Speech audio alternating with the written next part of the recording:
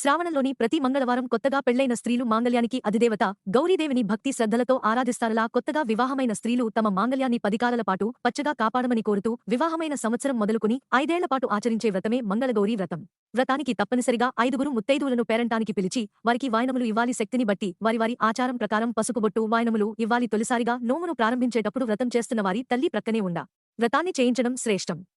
అలాగే తొలి వాయనాన్ని తల్లికి ఇవ్వడం మంచిది. అయితే ఈ వ్రతాన్ని ఎవరి ఆచారాన్ని బట్టి వారు చేస్తారు. కుదిరితే అందరి ముత్తైదువలను ఇంటికి పిలిచి వాయినాలు ఇస్తారు. లేదంటే వారి ఇంటికే వెళ్లి వాయినాలు ఇస్తూ ఉంటారు. వ్రతాన్ని పాటించే రోజు రాత్రి ఉపవాసం ఉండాలి. వ్రతాన్ని ఆచరించే నాటి ముందు రోజు వ్రతం రోజు దాంపత్య సుఖానికి దూరంగా ఉండాలి. వ్రతానికి తప్పనిసరిగా 5గురు ముత్తైదువులను పేరంటానికి పిలిచి వారికి వాయనములు ఇవ్వాలి. మంగళగౌరీ వ్రతమును ఆచరించే తన భర్తను గండముల నుంచి తప్పించి సుమంగళిగా వర్ధిల్లిందని పురాణాలు చెబుతున్నాయి. అందుచేత శ్రావణమాసంలో వచ్చే మంగళవారం పూట కొత్తగా పెళ్లైన స్త్రీలు గౌరీమాతను దీక్షతో ప్రార్థిస్తే సర్వమంగళం చేకూరుతుందని విశ్వాసం. సర్వమంగళ మాంగళ్యే శివే సర్వార్థ సాధికే.